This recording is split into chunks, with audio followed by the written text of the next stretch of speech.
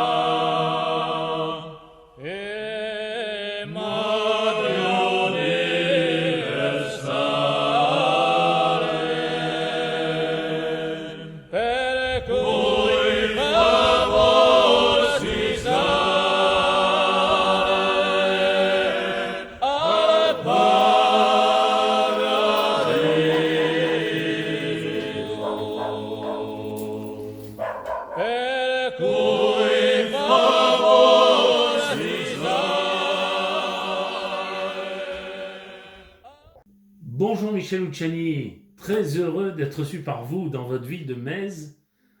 Bonjour, bienvenue à ITV Célébrité Interview. Merci à vous. Et maintenant, qu'est-ce qu'on fout?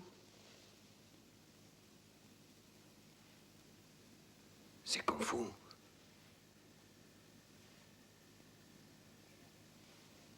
On fait la guerre. Voilà ce qu'on fait. Alors, où c'est que vous êtes né, vous? Alors, je suis né dans la région parisienne, à Aubervilliers, dans le 9-3. D'accord. Voilà, par accident, puisque à l'époque, ma famille était là-bas. Et D'accord. n'était plus en Corse. Oui, parce que vous avez des origines corses. Oui, bien sûr, toute ma famille est corse. D'accord. Ils sont nés où, la plupart, là? À Ajaccio. Ajaccio. Voilà, D'accord. mes grands-parents sont d'Ajaccio, mon père est né à Ajaccio. Tous à Ajaccio. Tous à Ajaccio. D'accord. Vos formations écolières, c'est quoi? Bon, formation écolière, quand j'étais gosse, c'était les primaires dans le Val d'Oise, puisqu'on était là-bas, jusqu'à la cinquième, dans le Val d'Oise, toujours Le Tillet, Goussainville, sur les deux villes. Et puis, après, j'étais dans un lycée technique à Aubervilliers, là où je suis né. D'accord. Pendant 3 ans. J'ai fait 3 années de CET. C'était mécanique automobile. D'accord. Voilà, et puis à la fin de la troisième année, je suis parti en Corse. Aubervilliers, où d'ailleurs ça chauffe de temps en temps. Oui, Aubervilliers, ouais. C'est des quartiers chauds, ça. À l'époque, il y avait le gang d'Aubervilliers Qui sévissait. qui sévissait et qui était spécialisé dans le trafic de voitures. Si mes D'accord. souvenirs sont bons. C'est des quoi? Des gitans, des... Non, des mecs Non. d'Aubervilliers. D'accord. Je les ai pas connus. J'en ai connu quelques-uns après, dans les années de prison que j'ai fait plus tard. J'en ai croisé quelques-uns, mais c'était plutôt les trafics c'était les voitures et les papiers. D'accord. Alors, vos formations sportives et militaires, car dans votre cas, elles vont ensemble, je trouve, dans votre livre, quand je le lis. Ouais, parce que j'ai toujours fait du sport, et quand je suis rentré en Corse, j'ai exercé un peu le métier que j'avais appris au CET brièvement chez Renault et chez Peugeot jusqu'à ce que je parte au service militaire, et je me suis dit que tant qu'à faire le service militaire, comme j'aimais bien le sport, autant le faire dans un régiment où il y avait de l'action. Donc j'ai voulu aller au 6e RPIMA à Mont-de-Marsan, dans les Paras. Ah oui, d'accord. Donc j'ai avancé j'ai fait la préparation militaire parachutiste à Nice, d'ailleurs. Ah oui, Ouais. chez moi. Ouais. Après, j'ai fait les sauts pour le brevet pré-militaire à Bastia. Bien sûr. 2 à Bastia et 1 à Calvi, parce qu'il y avait une tempête sur Bastia. Ah d'accord. Donc pour être breveté, il fallait le 3e saut. On l'a fait sur Calvi avec les légionnaires du 2e REP à l'époque. D'accord. Et du coup, j'ai pu choisir moi-même le régiment. Donc j'ai voulu aller au 6e RPIMA. Super. Ça s'est bien passé? Ça s'est passé moyennement, puisque D'accord. c'est à cette époque-là que, oui, le régiment c'était très bien, l'entraînement c'était super, le sport c'était au top niveau. Et bon, c'est là, comme je raconte dans mon bouquin, que j'ai fait les deux premiers hold-up. D'accord. juste avant de partir, j'avais commencé à enquiller dans le mouvement nationaliste. D'accord. Ça a été mis en suspens puisque je suis parti à l'armée. Mhm. J'ai appris tout ce que j'avais à apprendre là-bas et j'ai fait mes 2 petits hold-up vite fait, bien fait, D'accord. comme j'explique dans mon bouquin. En vérité, à l'époque, c'était plus pour me tester, pour voir si j'étais capable, en vérité. D'accord. Voilà, j'ai fait 2 petites postes dans la région, là-bas, dans des villages perdus, puisqu'on courait beaucoup là-bas au régiment. Donc, en faisant nos footings tous les matins, 15-20 bornes, je retapissais les petits villages. Et puis j'avais vu, à l'époque, les postes, c'était comme des épiceries. Il y avait une porte en bois, il y avait même pas de guichet, il y avait un comptoir en bois, un coffre ouvert. En fait, ça faisait du repérage, quoi. Hein. Voilà, je faisais le repérage en faisant le footing en tenue militaire. D'accord. Après, bon, j'ai terminé l'armée.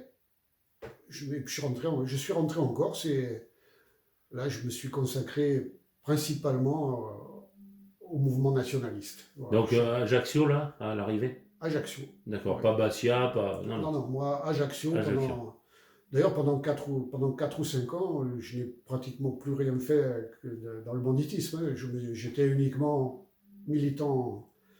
Je travaillais. Ouais. Je travaillais barman, serveur, sur des saisons. Oui, ce qu'on a vu Voilà. ce que j'ai lu dans votre livre. Ouais. Voilà, 3 ou 4 saisons, j'ai fait en tant que barman. Et bon, j'étais militant du FLNC au commencement dans une équipe sur Ajaccio, dans le secteur d'Ajaccio, pendant 2 ans, 1 an et demi, 2 ans. Mhm. Et après, j'ai eu l'opportunité de partir dans une autre région où j'avais des amis qui en faisaient partie. Donc, j'ai intégré le secteur Est de Sagone-Cargèse. D'accord. Qui me convenait bien mieux parce que c'était bien plus animé. D'accord. Alors justement, quelle différence entre l'UPC et le FLNC? Alors, l'UPC, moi, en vérité, l'UPC, c'était un mouvement autonomiste. D'accord. C'était le mouvement des frères Simeoni, de Max et d'Edmond Simeoni. D'accord. Mais à l'époque, c'était un des seuls mouvements publics qui existait. D'accord. Donc, en vérité, on était sympathisants UPC le jour et pour ceux qui en faisaient partie, militants FLNC la nuit. La nuit. L'un n'empêchait pas l'autre. Mais par la suite, après, le mouvement nationaliste a créé des mouvements publics. D'accord. Donc, tous les autonomistes sont restés à l'UPC, les nationalistes ont intégré les mouvements publics qui avaient été créés à l'époque, qu'après ils sont devenus la Concolta nationaliste, le MPA, à l'époque il y avait Oui, expliquez-nous les différents... les mouvements nationalistes, les mouvements nationalistes réclamaient tous l'indépendance. Hein. Le but final, c'était l'indépendance, toi. Ouais. Après, ça s'est modéré, enfin ça s'est pas modéré un peu. Après, il y avait différentes tendances déjà dans le mouvement. Bien sûr. Il y avait ceux qui étaient pour l'indépendance, ceux qui étaient pour le nationalisme plus, pas plus modéré, mais plus sur une très grosse autonomie, plutôt que l'indépendance. Mais enfin, le but final pour beaucoup, c'était l'indépendance. Et l'indépendance exactement, pour dépendre de personne. L'indépendance pour ne plus dépendre de la France. Voilà, déjà à la base. Hein, parce que c'est la grosse revendication en Corse à la base. Oui, c'était à l'époque la plus grosse revendication. Bon, d'accord. Maintenant, c'est un peu, ça s'est un peu modéré maintenant. Puis maintenant, les nationalistes sont au pouvoir à l'Assemblée. Même s'ils ont le pouvoir, en vérité, ils ont très peu de pouvoir parce qu'ils dépendent toujours de Paris et du gouvernement. À la fin de l'État, ouais. Donc, ça dépend pour l'instant. Qui gère ça d'ailleurs en ce moment-là, pour le rappeler? L'Assemblée de Corse. Ouais, nationaliste. C'est le fils à Edmond Simeone, c'est Gilles Simeone le président, et Jean-Michel Lamoigne, le président On est bien d'accord. De l'exécutif. D'accord. Bon, pour le moment, ça fait 4 ou 5 ans qu'ils ont le pouvoir, mais bon, ils demandent des choses, mais le gouvernement, il freine des 2 pieds. Bien sûr. Donc, ça commence à provoquer pas mal de mécontentement. Parce qu'on vit beaucoup du tourisme là-bas, déjà à la base. Oui, mais il n'y a pas que le tourisme. Mais il n'y a pas que ça. Il n'y a pas que le tourisme, il y a beaucoup de choses encore. Ça. Bien sûr. Il y a beaucoup de gens qui pensent qu'on serait perdu sans la France. Mais moi, je pense que non. Justement. Il suffit. On a été bloqué pendant beaucoup d'années par la France ils ont mis des barrières un peu partout, justement, pour pas que ça se développe comme il fallait. Bien sûr. Pour freiner les velléités d'indépendance. Ouais. Mais il y a beaucoup de choses qui marchent très bien encore. C'est l'agriculture, l'élevage, Bien sûr. il y a des centaines de choses. L'industrie, il y a beaucoup de choses à faire encore. C'est pas, Oui, on oui. pourrait s'en sortir très bien sans la France. Hein. C'est bien de le dire. Bah oui, c'est bien de le dire et de le penser aussi. Voilà. Voilà. Alors justement, en fait les Corses, ils aiment pas trop les continentaux à la base, mais c'est normal. Pourquoi? Parce que justement, il y a beaucoup de raisons, et vous allez nous le dire. Alors, c'est pas qu'on les aime pas, les Français. Ce qu'on n'aime pas, en vérité, c'est le Français imbu de sa personne, qui arrive là-bas en territoire conquis et qui croit qu'il est le centre du monde, comme souvent les Parisiens. Ceux-là, c'est vrai qu'on les aime pas. À l'époque, et les touristes, en vérité, les touristes qui ne servent à rien. Comme ce qu'on appelait à l'époque en rigolant les poumatages. D'accord. Traduction, les manches-tomates. Ceux qui arrivent avec les sacs à dos, en vérité, qui rapportent pas grand-chose aux touristes. Bien sûr. Enfin, pas aux touristes, qui rapportent pas grand-chose à la Corse. Ouais. Qui sont en sac à dos, qui vont pas à l'hôtel, qui vont pas au restaurant. Voilà. Et on les appelait poumatages parce qu'ils rentraient dans les jardins pour voler les tomates. D'accord. Donc, mange-tomates. Eh oui. On les appelait, mais bon. Pas confondre avec les pinsout, hein. Et Pinsout, c'est l'accent pointu. D'accord. C'est ceux qui parlent pointu. D'accord. Voilà, bon.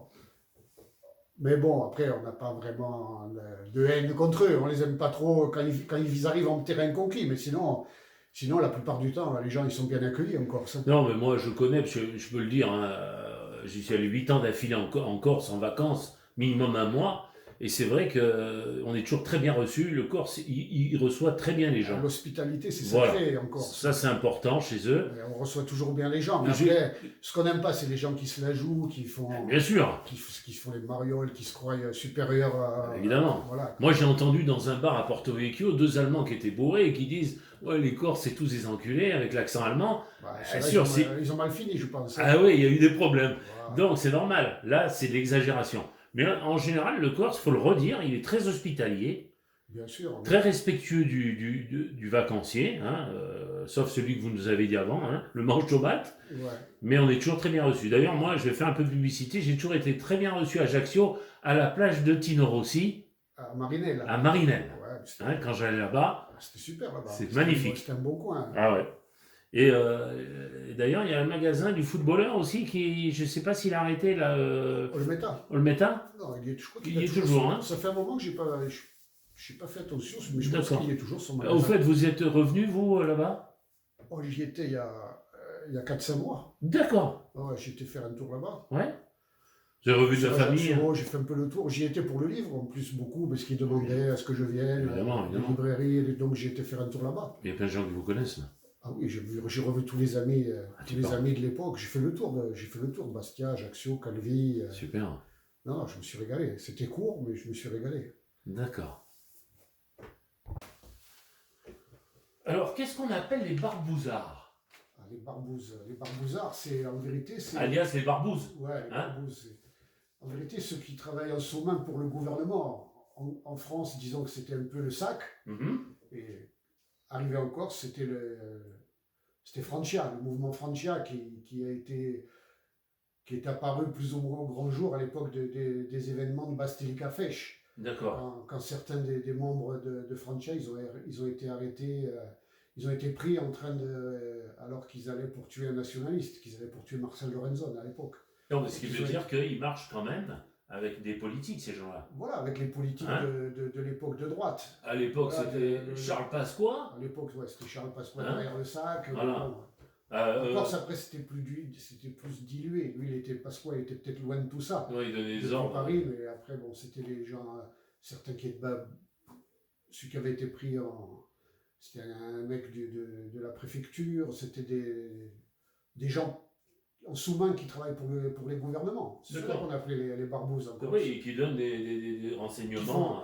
Qui font des sales coups, comme par la suite, des années après, ça s'est passé avec Bonnet. D'accord. Quand le préfet Bonnet, il a voulu faire brûler les paillotes D'accord.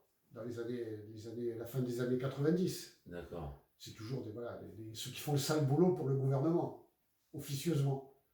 C'est cela les barbouzes en Ouais. Corse. D'accord, mais il faut bien en parler, donc Ah, mais en Corse, on bon, veut savoir. ils ont eu un peu de velléité au début des années 80, et puis après ils ont cessé d'exister, parce que ceux qui avaient trop de velléité, ils ont été balayés. Alors, par exemple, votre ami Yvan Colonna, est-ce Oui. qu'il a été vendu, lui? Je pense pas qu'il ait été vendu. D'accord. Yvan, il était recherché.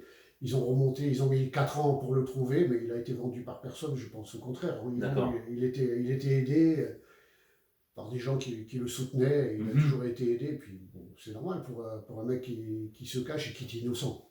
Bien En sûr. plus. Oui, vous le dites, il est innocent. Voilà. Répétons-le, il est innocent. Il est innocent, Yvan. Il n'y a jamais eu aucun élément de preuve contre lui. Yvan, Voilà. il a été mis en cause par des gens, on ne sait pas pourquoi, pendant leur garde à vue. Rappelons la raison pourquoi on le cherchait, lui. Yvan, il a été mis en cause quand il y a eu l'enquête sur l'assassinat du préfet. Mhm. Un an après, ils ont arrêté quelques personnes qui étaient soupçonnées d'avoir fait partie du commando et certains l'ont mis en cause. D'accord. Certains l'ont mis en cause pendant leur garde à vue. 2 ou 3 hommes, plus 2 ou 3 femmes aussi qui ont cité son nom dans la procédure. Mhm. Mais bon, on ne sait même pas pourquoi ils ont cité son nom. Et puis, bon, tous ces gens-là, ils avaient été piégés par leur téléphone, parce que leur téléphone bornait à des emplacements où il y avait les membres du commando qui avaient pu être. Donc, ils étaient piégés. Yvan, il n'y a jamais eu aucun téléphone, aucun élément de preuve, il n'y a jamais rien eu contre lui. Voilà. Mais comme son nom a été cité, et puis qu'il fallait un coupable, ben, ça a été lui. C'est- Voilà, et ça fait 18 ans bientôt qu'il est en prison. Alors, il est où, lui, exactement, déjà? Il est en centrale, il est à Arles, je crois, la centrale de Arles depuis quelques années. D'accord. Et tout va bien pour lui, là, il est en mode santé, quand même? Ouais, je pense que oui. Yvan, c'est un sportif, Yvan. Donc, il fait comme on fait tous en prison. Il passe sa prison à faire son sport, voilà. Ouais, s'occuper. À s'occuper, hein. Bien sûr. Alors, en 1989, une loi a été votée en Corse concernant les faits politiques. Cela veut dire que tout est permis en Corse maintenant? Ah non, non, non, pas du tout. Ça ne veut pas dire ça, la loi d'amnistie. Ça veut dire que, bon, à l'époque, moi j'ai bénéficié de cette loi d'amnistie, puisqu'à l'époque j'étais recherché depuis 2 ans. Mhm. J'avais été incarcéré pour un hold-up, puis pour une multitude d'attentats concernant le FLNC. J'étais en Mhm. prison à Paris, à la Santé. Mhm. Et puis bon, j'ai eu un petit avantage, disons. J'ai été remis en liberté par erreur, D'accord. sur une faute de procédure. D'accord. Donc j'en ai profité pour disparaître. Je me suis mis, comment dire, Ouvert. au maquis. Voilà, je me suis mis au maquis et j'ai réintégré le FLNC Mhm. pendant le temps de ma cavale. Et en 89, il y a eu Mitterrand, il avait été élu en 88, il Mhm. avait été réélu, et en 89, il y avait des discussions pour que le FLNC fasse une trêve des attentats en échange de l'amnistie des militants qui étaient incarcérés. Et ce qui s'est passé, voilà, mais il y a eu une amnistie politique, la même qu'il y avait eu en 81. Tous les faits politiques, les attentats, tout ce qui ont été amnistiés. Et moi, j'en ai bénéficié sur le volet politique. D'accord. Comme j'ai été recherché aussi pour hold-up, je suis resté en cavale parce que le hold-up ne rentrait pas dans le cadre de la loi d'amnistie. D'accord. Voilà, et puis ça a été l'époque, quelques temps après l'amnistie, à peu près la même période, 2 ou 3 mois après, le mouvement nationaliste, il a éclaté en plusieurs tendances. D'accord. Voilà, il y a eu le canal historique, le canal habituel pour les résistances, pour les 3 mouvements clandestins. Et Mhm. en mouvement légal, il y a eu la Concolte d'un côté, le canal habituel de l'autre, et l'ANC. Voilà. Le mouvement nationaliste s'est séparé en 3, et c'est ce moment-là que moi j'ai quitté le mouvement. D'accord. Parce que là, vous n'étiez pas d'accord. J'étais pas d'accord, pas pour la séparation. Mhm. J'étais pas d'accord parce que j'étais en cavale depuis 1 an et demi, 2 ans. J'avais rejoint un autre secteur du FLNC, en Balagne. Et il y avait une guerre entre nationalistes et voyous. J'ai des amis qui ont été tués. Il y a eu des morts des 2 côtés. Et après, ça a pris une direction qui ne me convenait pas. D'accord. Donc, moi, comme j'étais toujours recherché pour hold-up, j'ai démissionné. Voilà, j'ai démissionné du FLNC et Ça j'ai dit tombait bien. maintenant, stop, je vais penser à moi. puisque de toute façon, je suis recherché encore pour le DOP. J'ai fait ce qu'il fallait pour penser à moi. Et je me suis occupé que de moi, et c'est à ce moment-là que j'ai versé vraiment dans le banditisme pur. Justement, expliquez-nous pourquoi vous allez dans le banditisme. Hein. Alors, j'ai versé dans le banditisme. Si on peut pur. dire. Hein. Ouais, Si on j'ai peut versé, j'ai quitté le mouvement nationaliste parce que ça ne me convenait pas comme ça se passait. J'ai un ami qui venait de se faire tuer. Pour moi, ça ne prenait pas la bonne direction. Donc, j'ai tout stoppé concernant le nationaliste et j'ai versé dans le banditisme. Je suis parti de mon côté avec des amis à moi qui étaient des braqueurs. Voilà, et on a monté. Moi, je suis parti sur Marseille. Je me suis installé sur Marseille sous un faux nom, une fausse identité, avec tout ce qu'il fallait pour tenir une cavale. Bien sûr. Et on s'est lancé dans le braquage pur. Voilà. D'accord. Alors, vous ne faisiez pas partie on va dire, des grandes têtes de Marseille, c'est-à-dire Zampa, le Belge. C'était des années après. Voilà. Zampa était mort déjà depuis Voilà. 8 ou 10 ans. D'accord. Est-ce que le public ne le sait pas? Non, rien à voir, on n'avait rien à voir avec Voilà. avec le banditisme marseillais. Marseillais. Nous, on était une équipe de braqueurs corses. D'accord. On venait tous de Corse. Moi, je braquais avec des amis à moi de Calvi, de Bastia, d'Ajaccio, de Balagne. Voilà. On braquait ensemble, mais on était une équipe d'amis. Nous, on ne s'est jamais rapprochés. On est amis avec les grosses équipes. Ouais. On était amis, on les connaissait tous. Bien sûr. On était en très bons termes, mais nous, on braquait pour nous, de notre côté, notre équipe à nous. Voilà. D'accord. On faisait.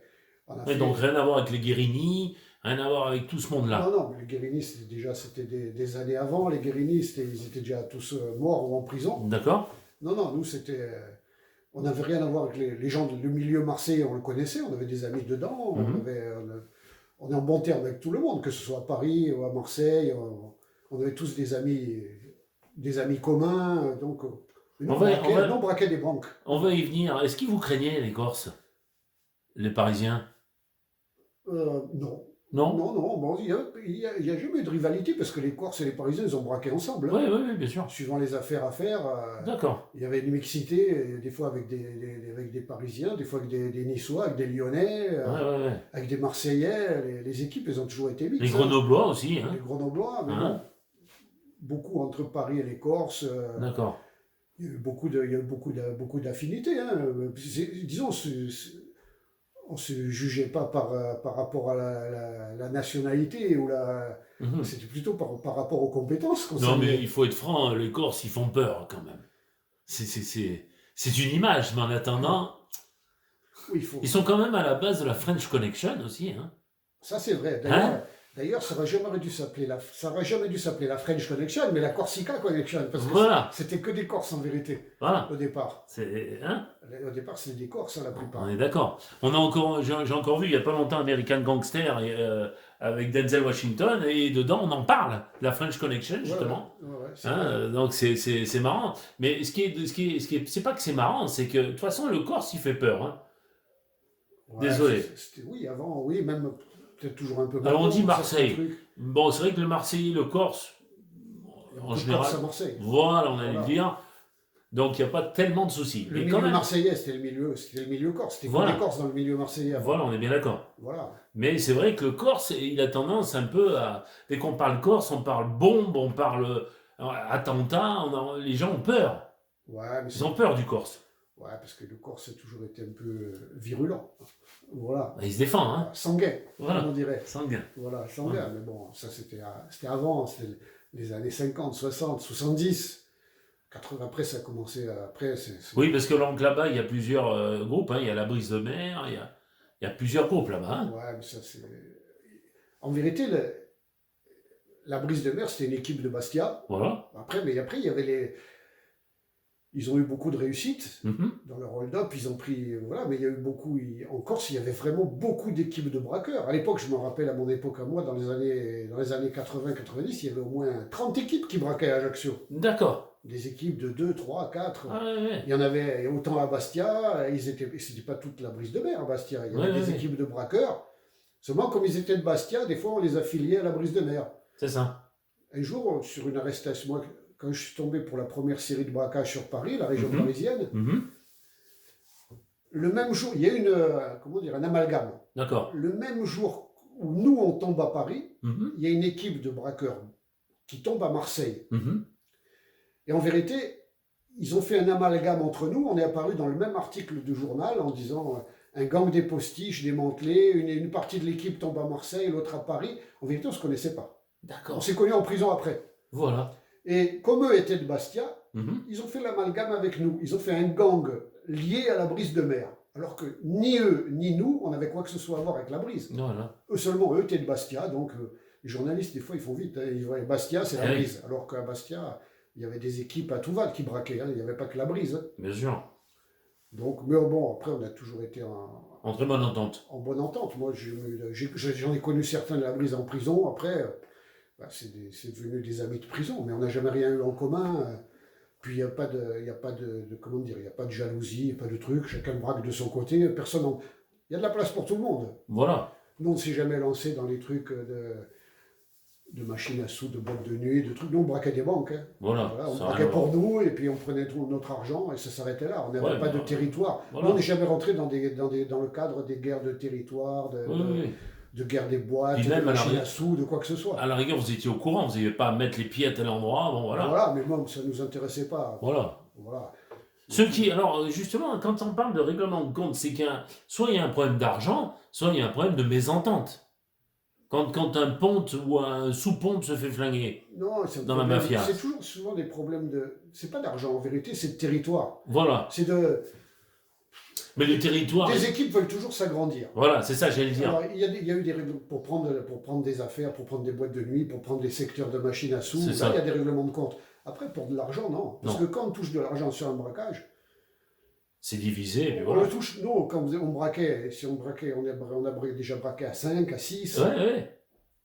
C'est des amis. Voilà. On était amis, on partage. Ben voilà. Il n'y a pas de guerre. Voilà. Voilà, On est bien d'accord. Hein. on partage entre nous, on est content de partager parce qu'on a fait beaucoup ensemble. D'accord. Voilà, c'était ça. Ça n'avait rien à voir avec.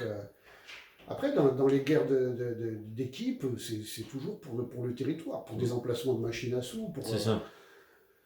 Oui, territoire, qui dit territoire dit largesse de territoire. Voilà. Donc on prend de la place, Le quoi. contrôle des boîtes de nuit, parce que c'est les boîtes de nuit, les casinos, c'est toutes des machines à lessiver de l'argent. Hein. Ah oui. Voilà, c'est pour ça, ils s'entretuent pour ça, mais bon, nous, ça n'a jamais été notre tasse de thé, c'est pas notre truc. Voilà. Nous, on est resté entre nous à braquer, voilà. Voilà. Et on a toujours fait comme ça. Alors il fallait financer le FLNC coûte que coûte qui défendait le droit des Corses. Est-ce que c'était vraiment le fondement du groupe? Ah non, pas du tout. D'accord. Mais bon, tout mouvement clandestin, il doit se financer, il doit s'autofinancer. Et nous, quand je faisais partie du FLNC, On voit bien les partis politiques. voilà, il se finance.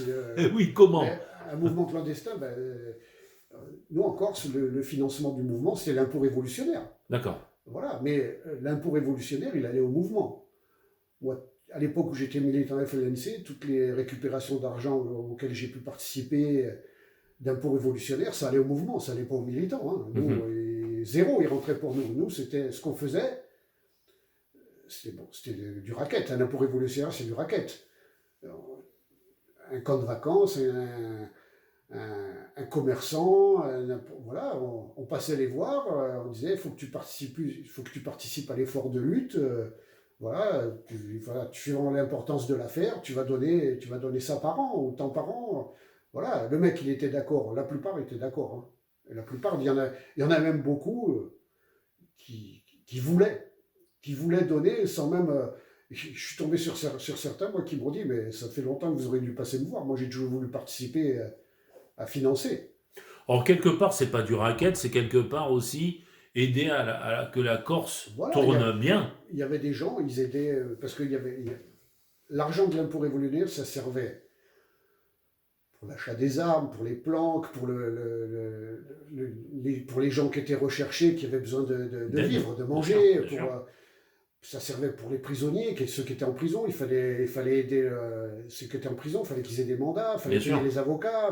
Donc, il fallait bien un financement quelque part. Même s'il y avait des soirées culturelles qui étaient organisées avec des quêtes, ça ne suffisait pas. Ah non. Ça, c'était pour la plupart du temps, c'était pour les prisonniers, pour les avocats, mais après, pour l'achat des armes, pour l'achat de beaucoup de choses, pour les planques, pour tous ces jeux, il fallait de l'argent. D'accord. Donc, il n'y avait pas de braquage. Non. le FLNC ne braquait pas. Ça a été très rare des braquages qui ont été commis pour le compte du FLNC. La plupart du temps, c'était la participation de commerçants, de promoteurs qui versaient, promoteurs immobiliers français, pour construire une résidence, et ben, il fallait qu'ils payent, sinon ils sautaient. On est bien d'accord que quand un étranger vient en Corse, il doit verser un impôt. Plus maintenant. Non, mais à l'époque, ça paraît logique. À l'époque, certains et beaucoup étaient sollicités pour qu'ils versent une participation à l'effort de lutte, voilà, pour montrer qu'ils voulaient s'intégrer. Encore plus si c'est un artiste connu qui a de l'argent. Oui, mais bon, ceux-là, à la limite, c'était les plus durs à sortir. À coincer. D'accord. Ceux-là, j'en ai pas vu beaucoup qui donnaient, des gens connus, des artistes. D'accord. Beaucoup de promoteurs immobiliers payaient, beaucoup de gros commerces, des centrales d'achat, ça c'était plus facile maintenant. Parce qu'un gars comme Clavier, il a eu des soucis, on se rappelle. J'ai jamais entendu dire que Clavier avait payé quoi que ce soit. Non, mais il a eu des soucis en tout cas. Oui, parce que ça a été un peu un symbole, parce que c'était la meilleure Sarkozy. Il y a des militants nationalistes qu'un jour qui ont investi sa villa, qui ont occupé sa villa, mais ils l'ont pas fait sauter. Non. Mais je pense pas, j'ai jamais entendu dire que Clavier avait payé quoi que ce soit, ni même des présentateurs télé qui avaient des villas. Non, j'en ai pas entendu dire beaucoup qui avaient payé à l'époque. C'était plutôt des commerçants lambda là, que personne ne connaît. D'accord. Voilà, n'importe quoi. Bien sûr. Ils payaient, participaient 10 000 francs par-ci, 15 000 francs, 50 000 francs. Des trucs comme le Club Med, ils payaient à l'époque. Le Club Méditerranée, ils payaient un impôt révolutionnaire. Ça, c'est normal, des trucs comme ça. C'est dans le monde entier, c'est un peu logique. Voilà, c'est tout. Mais le financement du FLNC, c'était ça à l'époque. Quelque part, c'est un peu logique. Les gens veulent s'installer en Corse. Le FLNC ne veut pas de béton. Donc, en contrepartie, on colle un impôt révolutionnaire pour calmer quelque part. Des fois, il n'était même pas question d'impôt. Si on ne voulait pas qu'ils s'installent, eh ben, ils ne s'installaient pas. Il y avait pas. Même s'ils payaient, il n'y avait pas de. Non, voilà. Il y a des endroits qu'il fallait préserver où il ne fallait pas de construction. Voilà. Non, il y a des endroits où il fallait. Non, pourquoi? Pour de l'argent, on va laisser construire sur des endroits qui étaient inconstructibles. Non, voilà. non, on est bien ils ne construisaient pas, c'est tout. Ça sautait, et donc s'ils essayaient, ça sautait. Exemple, l'Amnésia, la boîte à Johnny Hallyday. Oh non, ça, je pense pas. Je pense que c'est une guerre interne entre des équipes. D'accord. Des équipes de voyous qui tenaient les boîtes et tout, c'est entre eux, ça. D'accord, ça n'a rien à voir. Ça n'a rien à voir avec la promotion immobilière ou le FLNC. Hein. Le FLNC n'a jamais fait sauter même l'Amnésia. D'accord. C'était entre eux, c'est entre équipes de gangsters, de voyous. Super. Est-ce qu'il y avait des francs-maçons, justement, dans le FLNC, hein? Des francs-maçons dans le mouvement national, non. Non, j'en ai jamais entendu parler. Parce que c'est vrai que connaissance de ça, non, pas du tout. Ils sont dans beaucoup de domaines. Est-ce que ça donnait une force supplémentaire? Non, il n'y a pas besoin. Non, pas du tout. Non. D'accord. Il n'y avait vraiment jamais eu aucune accointance du FLNC ou du mouvement nationaliste avec des francs-maçons. D'accord. C'est pas du tout la même. Pas du tout la même branche. Hein. Il y avait des dirigeants nationalistes qui, la nuit, étaient FLNC et le jour pouvaient apparaître en étant pas nationalistes du tout. Oui, des gens lambda. Appartenir à des partis politiques traditionnels comme le Parti Socialiste ou le RPR. Par exemple. Ou le RPR, ou diriger même des syndicats, des syndicats qui n'étaient pas du tout nationalistes. D'accord. Mais par contre, c'était leur couverture. Ouais. Ils étaient, ou même des flics. Ouais. Il y avait des flics sympathisants nationalistes. Hein. D'accord. Moi, je suis tombé sur des flics sympathisants nationalistes que je ne connaissais même pas. Je sais même pas. Pour moi, c'était des flics, des inspecteurs de la PJ, des RG et tout, et que en vérité, c'était des sympathisants nationalistes. Moi, je suis tombé sur un contrôle, fouille à corps, il m'a mis la main sur le calibre, il m'a regardé dans les yeux, il a regardé ses collègues, il dit non, il n'a rien. Alors que je sais qu'il vient de mettre la main sur le calibre que je porte. D'accord. Mais sans savoir, je ne le connaissais pas à titre personnel. Bien sûr. Il a fait ça parce que c'était un sympathisant nationaliste. Ça marche. Et faut le savoir, hein. Pareil. C'est bien. Un jour, je me rappelle, dans les années 80, en pleine manifestation, un samedi, il y avait une des dernières grosses manifestations nationalistes, ça devait être pour réclamer la libération des derniers prisonniers. je marchais dans la manif avec un dirigeant nationaliste. On était en train de discuter. Et sur le côté de la manif, il y avait un mec qui faisait signe. Je ne sais pas qui c'est. D'accord. Et je dis à mon ami, le mec, il te fait signe à toi. Qu'est-ce qu'il veut? Parce que moi, je le connais. Il me dit, c'est un flic DRG. Non, pas DRG, de la PJ. D'accord. Je dis, ah ouais. Mais j'y t'appelle. Il me dit, attends, je vais voir. Il va parler au flic. Le flic, il me regarde, il me montre du doigt, il dit à mon pote, il dit, le mec qui est avec toi là-bas, il s'appelle Michel Luciani. Mon pote, il dit oui. Il dit, dis-lui que demain matin à 6h, il y a une descente chez lui. C'est vrai, vous le dites dans votre livre. Ils viennent chercher des explosifs, alors dis-lui. D'accord. Mon pote, il revient, il me dit, demain matin chez toi, c'est un dimanche matin, puisque là c'était samedi, dimanche matin à 6h, ils sont chez toi pour les explosifs. J'ai abandonné la manif, je suis monté, j'ai tout fait le ménage complet. D'accord. Et c'est vrai. Bien sûr. Depuis 2 jours, j'avais une grosse quantité d'explosifs. D'accord. Qui étaient cachés dans la villa de mon grand-père. Alors comment ils l'ont su? Là, je pense qu'il y a eu un indique. Eh oui. J'ai toujours pensé qu'il y avait un indique parce qu'on n'est pas beaucoup à le savoir. Quand j'ai réceptionné, c'était 3 jours avant. Oh, c'est pas un indique corse? Ah non, c'est un indique corse. C'est un indique, c'est quelqu'un qui renseignait la police. C'est obligatoire. D'accord. C'est obligatoire. D'accord. Oui, parce que là, c'est trop et précis. Le cercle était restreint. Restreint. Il n'y avait pas plus de 4 personnes qui le savaient. D'accord. Donc c'est... Ouais. J'ai toujours soupçonné quelqu'un Mais... depuis le départ. Puisque le lendemain matin, à 6h, ils sont venus pour les explosifs. Ils n'ont rien trouvé. Ouais, Il n'y avait rien à trouver. Il n'y avait plus rien. Mais je me suis toujours méfié par la suite après PJ qui venait d'où d'ailleurs? d'Ajaccio. Ajaccio. Non, PJ d'Ajaccio. Le D'accord. PJ d'Ajaccio. Pas spécialement ailleurs. Hein. Non, à l'époque, il n'y avait pas le... C'est pas spécialement Marseille qui descendait ou Paris. Hein. Il n'y avait pas le truc antiterroriste comme Voilà. ils ont créé après. C'est ça. Après les années 80. Là. D'accord. Non, là, c'était les SRPJ qui arrêtaient les gens en Corse. Ok. En 83, quand ils m'ont arrêté pour des attentats, c'était les SRPJ d'Ajaccio. D'accord. Les RG, Ouais. c'est eux qui faisaient les enquêtes à l'époque. Ouais, ils avaient une antenne. Plus, cette période-là, c'était la période où on montait même plus à Paris. Il n'y avait plus la Cour de sûreté de l'État, il n'y avait plus rien. C'était... D'accord. De 80 à 86, ça a été centralisé. Les trucs d'attentats, c'était sur Ajaccio, c'était dans les SRPJ. D'accord. Et il n'y a qu'en 86 que Pasqua, il a créé, à l'époque de Pasqua, la 14e section antiterroriste. D'accord. Après, c'est remonté sur Paris. Ok. Alors, vous avez touché à la drogue, mais ça vous intéressait pas plus que ça à l'époque?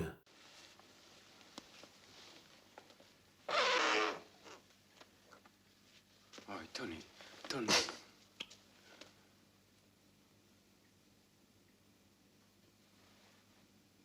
Bon, non, à l'occasion, ça nous est arrivé à l'époque. Bon, c'était, comment dire, à l'occasion fait le larron, c'était sans plus. Bon, on avait l'occasion, on avait des bons contacts, donc à cette époque-là, on l'a fait un peu, mais sans plus. D'accord. C'était un truc, notre truc, c'était plutôt le braquage. D'accord. La drogue, pour nous. Il y avait aussi une branche où il fallait pas toucher justement à la drogue, parce qu'il y avait un autre pompe qui surveillait ça ou... Pas du tout, Non. non.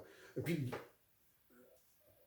en tant que nationaliste, dans le moment, il ne fallait surtout pas toucher à la drogue, c'est interdit. D'accord. C'est interdit, non, c'était très mal vu. très mal... Non, à l'époque, D'accord. non. Après, Dans le banditisme, c'est autre dans chose. le banditisme, c'est autre chose. C'est autre chose. Beaucoup font la cam, hein, ils sont tous recyclés. Ils sont tous recyclés dans la cam. Les braqueurs de l'époque, il y en a beaucoup qui n'ont plus jamais braqué, qui sont recyclés dans la cam. Oui, parce que bon, maintenant, on voit, il y a des problèmes. Si on veut faire une banque, maintenant, c'est problématique. Maintenant, ça n'existe plus. Les Voilà. Comment on faisait, nous. On C'est en fait fini. pendant des années, toutes les années 90. Voilà. Parce qu'il y a tellement de robots, tellement... Il n'y a plus d'argent dans les banques. Voilà, l'argent est enlevé. Il y a plus... Nous, pendant toutes les années, fin des années 80, au début des années 90, jusqu'à moi, mon dernier braquage remonte à 96. Oui. Mais les banques, comme on faisait à l'époque, les distributeurs, vider les caisses, les coffres, les distributeurs, et attendre pendant 1 heure dans les banques, c'est impossible maintenant, c'est fini. Ouais. Déjà par rapport à la sécurité, déjà, tout le monde a des téléphones portables maintenant. Ouais. Voilà, tout le monde, à l'époque, personne n'en avait, ça n'existait pas. C'est ça le problème. Il y a l'ADN, Ouais. il y a tout ça. Mais le principal problème, c'est qu'il n'y a plus d'argent. Voilà. Toutes les banques maintenant, c'est des points argent.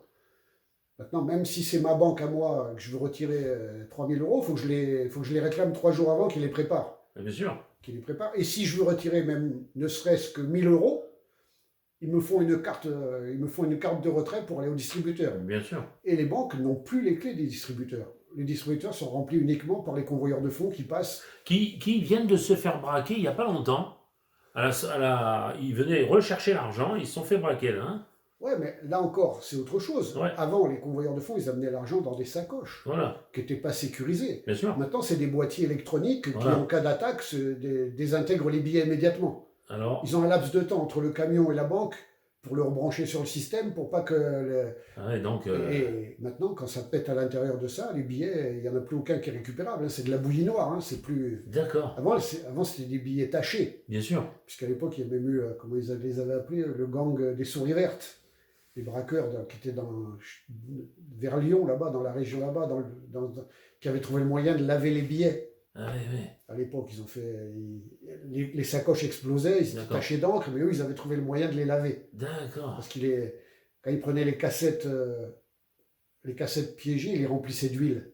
D'accord. C'est pour ça qu'ils les avaient appelés les souris vertes, parce que la chanson « Trempez-moi dans l'eau, trempez-moi dans l'huile ». D'accord. Et eux, ils trempaient ils remplaient les caisses dans l'huile. Ouais. Une fois que c'était plein d'huile, ils les faisaient péter, Ouais. et l'huile les protégeait le billet de l'encre. D'accord. Et ce qui Pas fait con. qu'après, ils lavaient les billets, Ouais. et ils n'avaient plus d'encre dessus. Bien Ça, joué. ils en ont fait pas mal, ils avaient trouvé une bonne technique. Mais D'accord. ça n'existe plus, parce que maintenant il n'y a plus de tâches, maintenant c'est de la bouillie noire. Il n'y a plus aucun billet qui est récupérable, ils sont dissous par le produit. D'accord. Et Donc, cet argent qui est détruit, comment il est refait, il est remboursé, bien sûr, aux gens. Aux banques. Ouais. Ouais, aux banques, aux convoyeurs, ça c'est... Ouais. Puis à partir du moment où il ne disparaît pas, qu'il est détruit... Ouais, d'accord. C'est une perte qui est revalorisée par la. C'est pour ça qu'il y a sûrement, très peu... Maintenant, il y a très peu de braquage de banques. Ouais. À l'époque, il y en avait... Je crois que dans la région parisienne, il devait y avoir 7-8 par jour. Ah oui, quand même. Dans les années 80-90, ça braquait de tous les côtés. Dont votre équipe et d'autres. Nous, avec notre équipe, on en a fait beaucoup à Paris, D'accord. parce que c'était la facilité, Paris. D'accord. Oui, c'est plus grand, C'est plus grand, et puis... plus difficile à. Non, on avait trouvé une bonne... en vérité, nous, on braquait en métro. Ah oui, j'ai lu dans votre Voilà, livre, bien nous, on sûr. parce que la seule chose qui nous intéressait sur les banques, nous, quand on retapissait les banques, on les repérait, qu'elles soient équipées en distributeur, Mhm. qu'elle ait un sas, parce que c'était mieux un sas pour empêcher les gens de sortir. Voilà, c'est ça. Qu'on puisse rester une demi-heure, 3/4 d'heure dedans, de faire le temps de déclencher le distributeur, Bien sûr. et qu'il y ait un métro à proximité. Voilà. Parce que tu sors de la banque, Ah. tu fais 200 mètres, tu rentres dans le métro, Et tu ça y est. fais une station, c'est comme si tu avais changé de ville. Eh oui. C'est comme si tu étais dans la campagne et que tu changes de ville. Bien Alors sûr. que là, ça se faisait avec une minute, tu avais changé de ville. Et à l'époque, il n'y avait pas de vidéo dans les métros, il n'y avait pas de caméra vidéo dans les rues. Maintenant, tu ferais la même chose, ils te suivent à la trace jusqu'à ta planque, Ah, c'est dans fini. tout Paris. C'est fini. Donc c'est fini, il n'y aura plus jamais comme on faisait à l'époque, comme on faisait nous des bracos. Bien sûr. C'est fini, c'est fini. Terminé. Celui qui fait ça maintenant, il est fou, parce qu'il va payer le coup. Ouais. Alors, une anecdote sur le chanteur Higelin.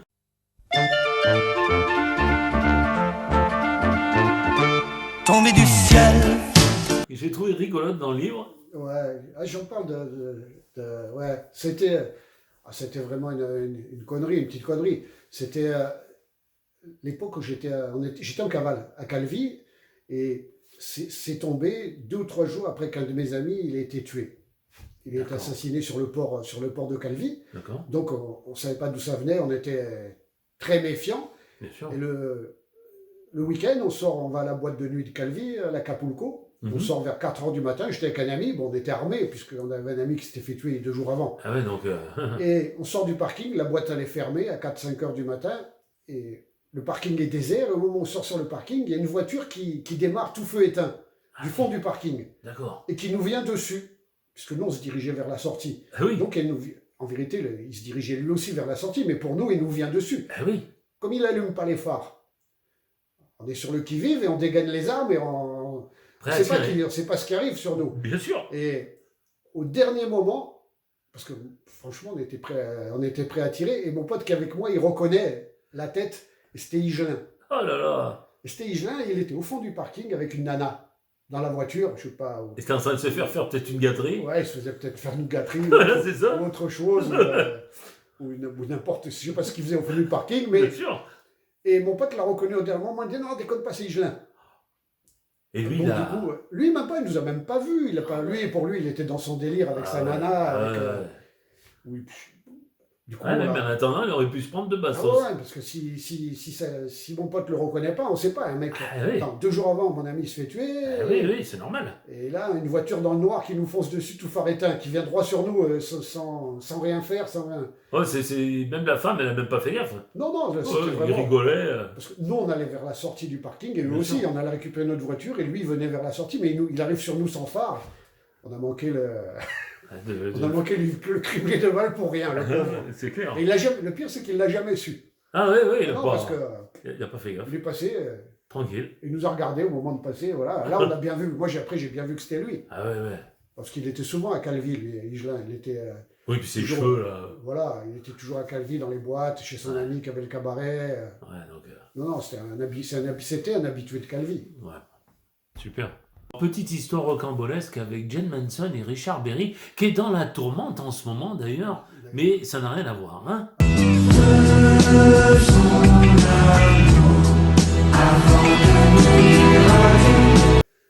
Ouais, mais ça, c'est une anecdote, mais c'est pas... Moi, j'ai rien à voir avec ce truc-là. C'est un ami qui me l'a raconté quelques années après qu'il l'ait fait, un mec de Paris, un Parisien, un très gros braqueur de Paris, qui, quelques années avant, avait eu un renseignement sur Paris sur Jeanne Manson, comme quoi elle avait trouvé... Elle avait touché un gros dessous de table pour ses disques ou quoi.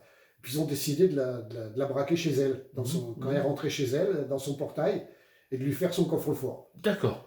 Et il m'a raconté ça, vu la personne que c'était, le braqueur, c'était vraiment un très très gros braqueur, un des fondateurs de la Dream Team de l'époque, la D'accord. première équipe des années 80. Il n'a aucune raison de raconter des conneries, donc je pense qu'il m'a raconté, c'est vrai.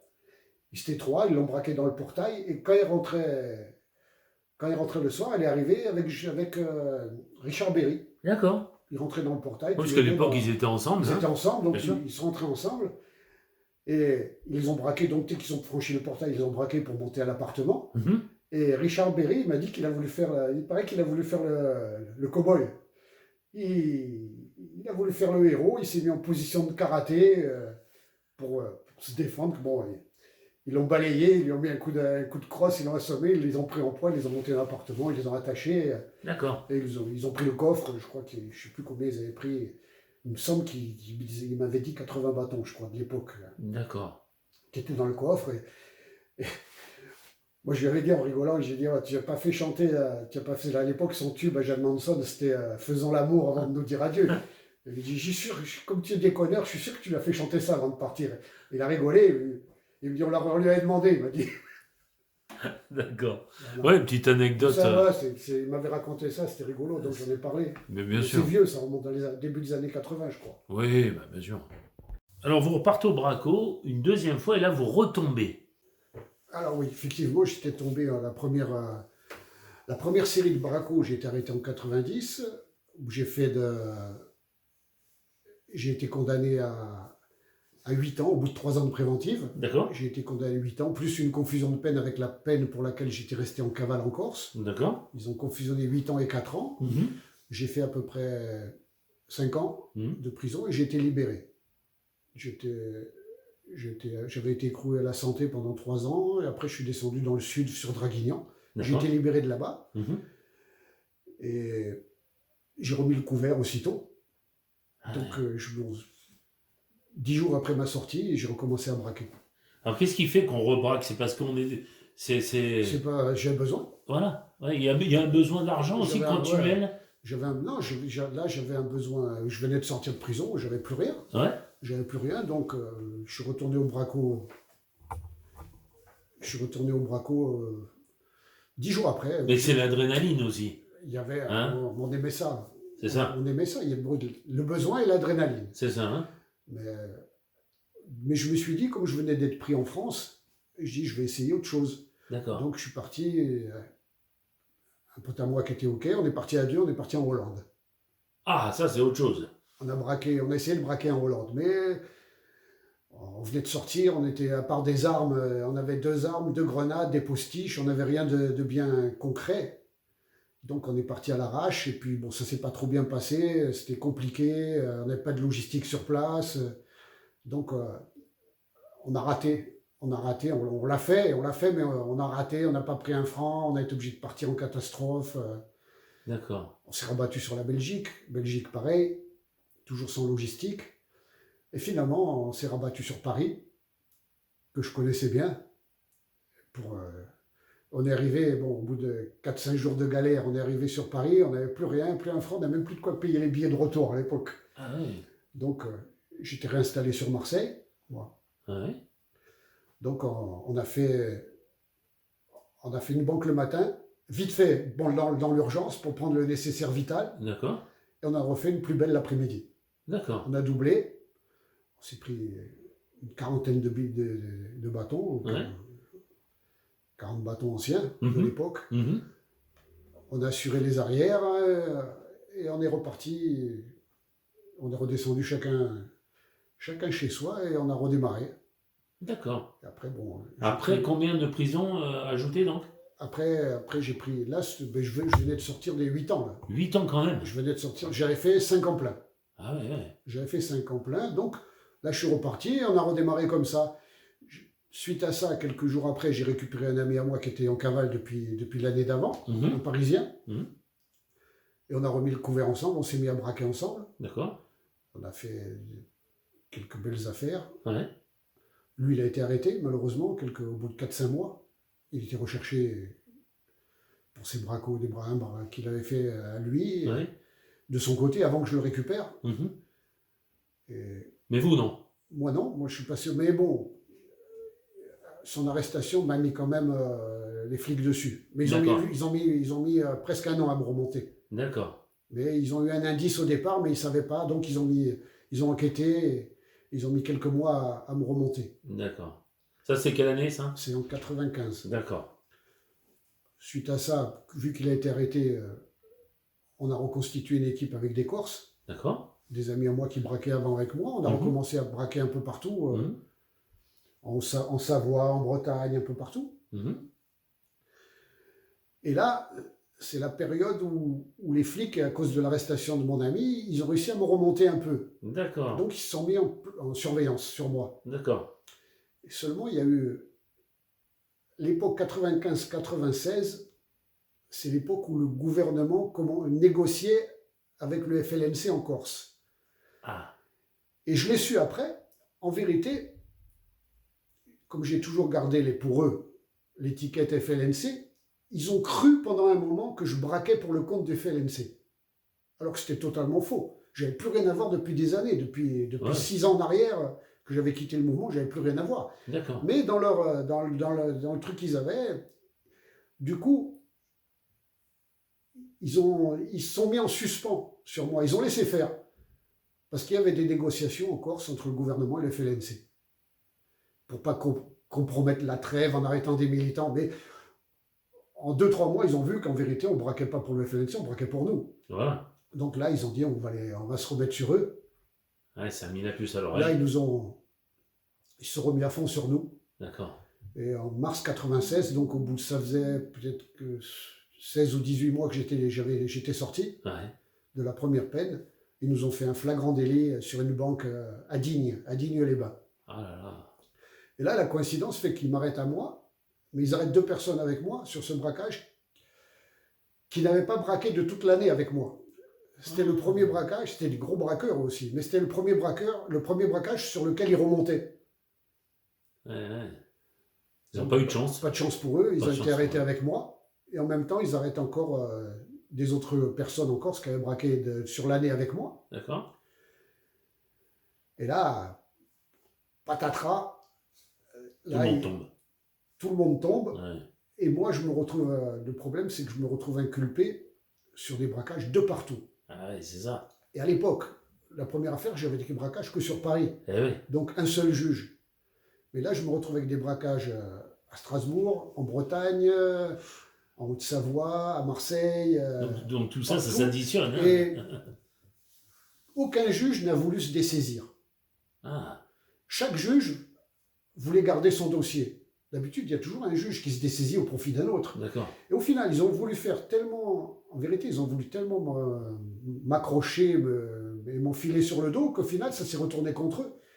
Parce qu'ils auraient centralisé les affaires, ils se seraient dessaisis au profit d'un seul juge. D'accord.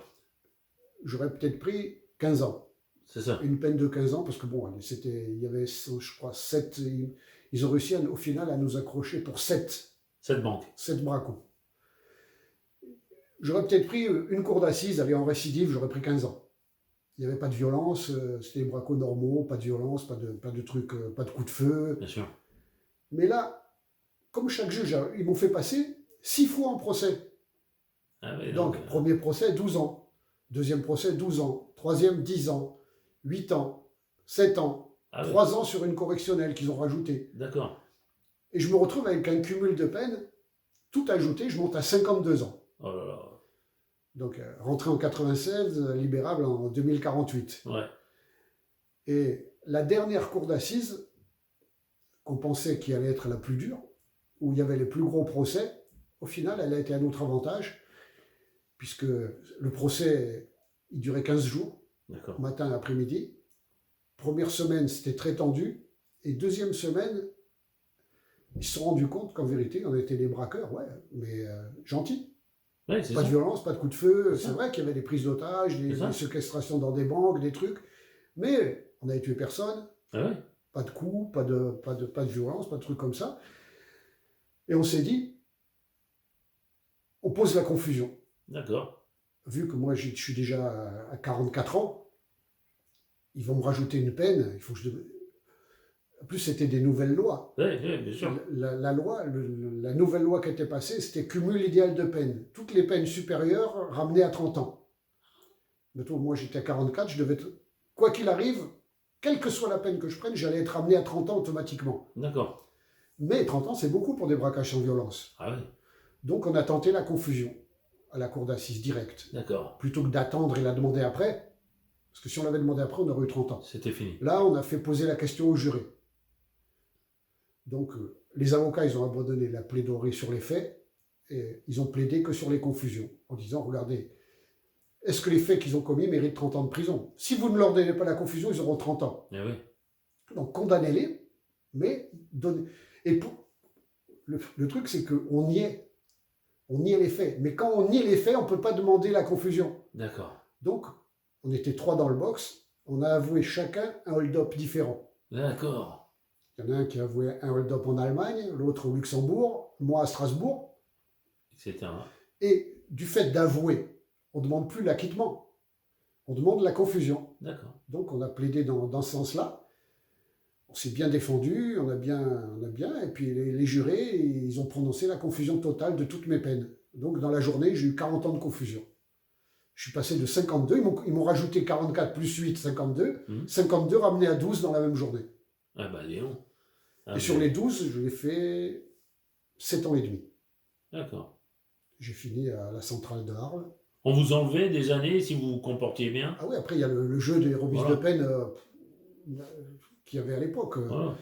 On avait 4 mois par an, puisque j'étais en récidive, 3 mois, plus 3 mois de remise de peine normale, plus 1 mois de remise de peine supplémentaire. Donc j'ai fait 7 ans et sur la peine, 7 ans et 9 mois. C'était bien. Voilà. Par rapport à... Mais comme vous dites, vous n'avez pas tué. Voilà. Vous n'avez pas frappé les gens. C'était la dernière fois, le dernier braquage de ma vie, c'était celui-là. C'était celui-là. Voilà. Alors, c'est quoi la différence entre le QI et le DPS? Alors, le QI, c'est la nouvelle appellation des années 80, quand ils ont supprimé les QHS. D'accord. Les quartiers de haute sécurité. D'accord. En vérité, ils n'ont rien supprimé du tout. Mm-hmm. Ils ont modifié que le nom. D'accord. Ils ont appelé ça QI, quartier d'isolement. Mais les conditions de détention, ça reste exactement les mêmes. C'est les mêmes. Voilà, c'est l'isolement, c'est un quartier d'isolement dans la prison. Et le DPS? Et le DPS, c'est un statut. D'accord. C'est le statut des gens fichés au grand banditisme, fichés pour évasion. Ils te mettent dans un fichier qui appartient au ministère de la Justice. D'accord. Détenu particulièrement signalé, ça veut dire DPS. D'accord. Donc, ça implique des règles à part. Tu n'as pas droit, quand tu es en détention, tu n'as pas droit, Tu n'as pas droit aux activités, tu n'as pas droit au travail. Etc. Ils te changent de prison à leur bon vouloir, de cellule tous les 2 mois automatiquement. Ils te font tourner, quoi. D'accord. Pour pas que tu aies le temps de t'installer, que tu puisses te réévader D'accord. ou créer des liens ou des trucs comme ça. C'est juste un statut, le DPS. Ces dernières années, ils ont réduit le fichier. À l'époque où moi, ils m'ont fiché DPS, parce qu'ils te fichent DPS pour ton appartenance au grand banditisme, pour tes affinités avec le grand banditisme, tes co-inculpés, D'accord. ton appartenance au FLNC, toi, il y a plusieurs motifs. Bien sûr. Moi, j'en cumulais plusieurs, puisque Oui. le braquage, le Bien FLNC, sûr. il y avait Bien les sûr. deux. Bien sûr. Donc, ils m'ont fiché en 99 D'accord. et ils me l'ont enlevé en 2002 quand j'étais en centrale, que j'ai presque fini la peine. Ils m'ont gardé 3 ans au fichier DPS. À l'époque, on était 5 ou 600 dans le fichier DPS sur toute la France. Ah ouais. Et maintenant, ils l'ont réduit encore. D'accord. Il n'y a plus que environ 300 personnes. Seulement, ils ont fait des statuts intermédiaires maintenant. D'accord. Ils appellent ça les escortes 3. Ah. Il y a escorte 3, MS, D'accord. mesure spéciale, escorte 3, Mhm. escorte 2, escorte 1, pas d'escorte du tout. Et suivant la catégorie de détenu à laquelle tu appartiens, suivant les affaires que tu as, si des grosses affaires. La dernière peine que j'ai effectuée, là, les 6 ans que j'ai pris, ils m'ont mis en escorte 3 MS, mesure spéciale, c'est-à-dire changement de cellule, D'accord. les escortes renforcées sur les transferts. Tu es escorté par les hérisses, tu sais,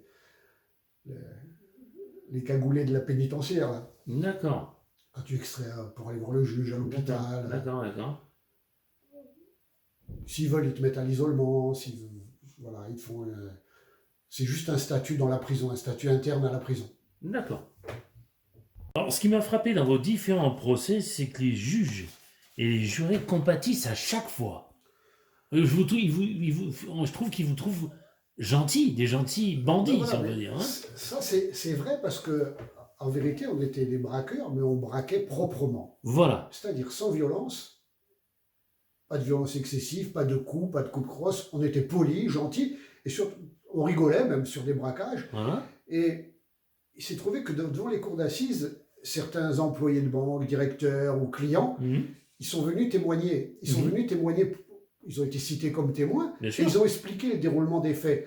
Et certains ont dit qu'ils préféraient être braqués par des gens comme nous, Ah oui. qui étaient gentils, qui étaient corrects, qui commettaient aucune violence, qui ne nous frappaient pas pour rien, Oui. plutôt que par des fous furieux, des excités qui les prenaient à coups de crosse pour rien du tout. Évidemment. Donc, c'est vrai que quand des jurés ils entendent des discours pareils de gens qui sont supposés être victimes, totales victimes, et qu'au final, on s'est bien comporté avec eux, qu'on n'est pas des bêtes sauvages et tout, ben, c'est vrai qu'ils passent un moment, avec les jurés, ça passe. Pas avec les présidents de cour d'assises, ou les procureurs qui sont Là, pour plus vous enfoncer. répressifs. Voilà. Mais bon, pas tous les présidents, parce qu'il y a des présidents qui sont bons quand même. Bien sûr.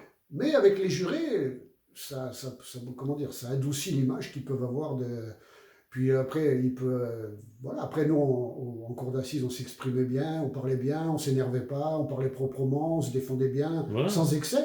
Donc après, il peut y avoir une certaine compréhension qui passe, pas un courant de sympathie, mais une compréhension. Et puis, ils voient. S'ils nous mettent 30 ans à nous, combien ils vont mettre à des assassins? Il faut que les peines restent un juste équilibre. C'est vrai, on braquait des banques, ça va, mais on braquait des banques sans tuer personne, sans tirer sur personne. Et petite parenthèse, quand on est en prison, est-ce qu'on sépare, par exemple, les pédophiles, les actes, on les partage, Dans toutes les prisons, il y a des quartiers réservés D'accord. aux pédophiles, et puis des grands criminels, tueurs en série, Ouais. on les voit jamais. Hein. Ils D'accord. sont en centrale, à la fin. Ouais. Après, en centrale, on peut les croiser. D'accord. Quoique, ils ont certaines centrales réservées pour eux. D'accord. Les pédophiles, comme des fourniraient, des trucs comme ça. Là, Ouais. ils vont dans des centrales un peu spéciales, comme Ensisheim ou quoi. Pourquoi? Bon, Parce on en que... croise quelques-uns, des violeurs, des pédophiles, on en croise quelques-uns dans les centrales, et même dans les maisons d'arrêt, parce que même s'il y a un quartier réservé, Ouais. pour eux, une aile complète ou un bâtiment complet, Mhm. ils sont de plus en plus nombreux.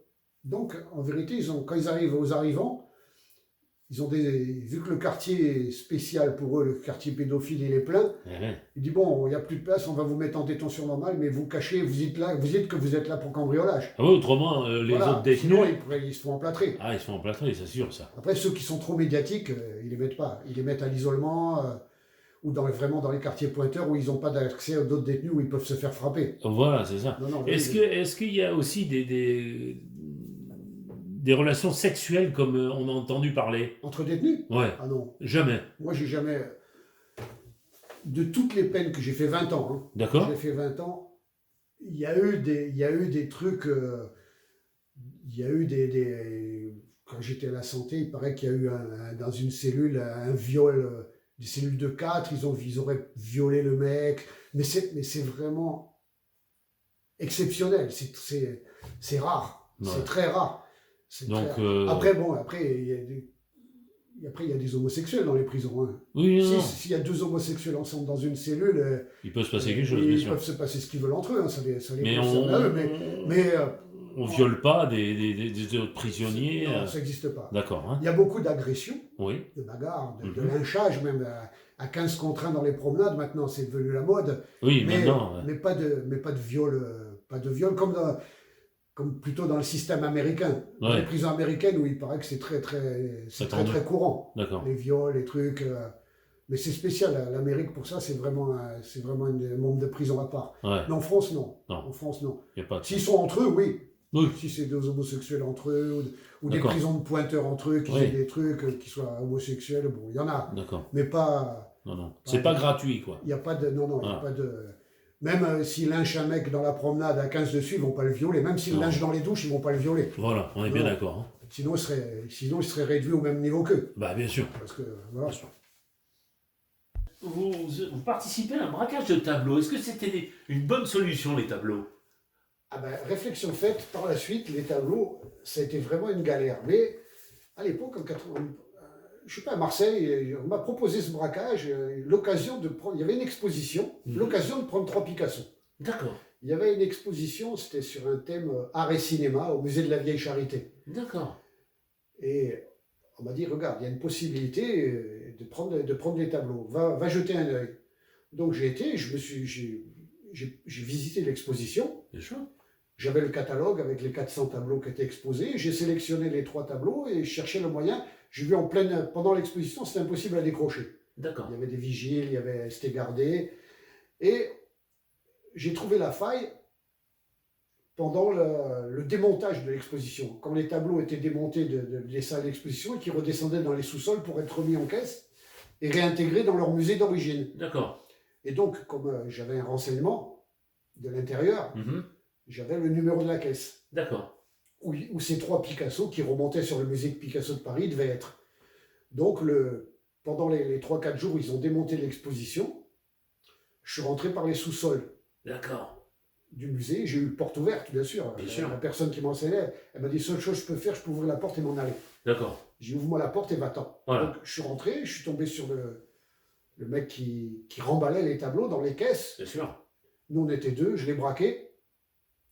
Pendant ce temps que je l'ai attaché à une étagère en métal où il y avait les caisses de rangement. Voilà. Mon ami cherchait le numéro de la caisse avec les 3 Picasso.